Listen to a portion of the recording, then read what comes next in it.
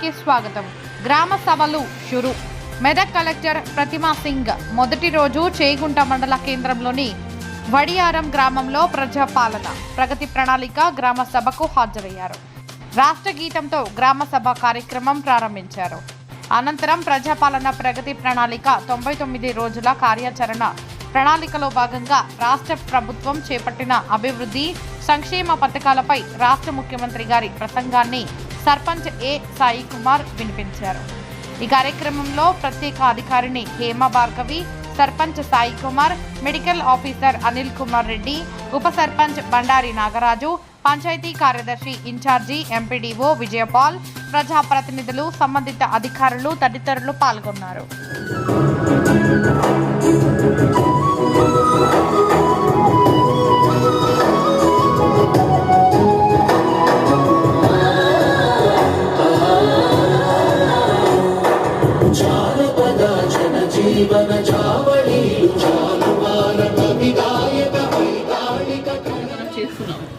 So for example మనకి 6 April నుంచి health department వాళ్ళే ఒక వారం వరకు మొత్తం యాక్టివిటీస్ చేస్తారు.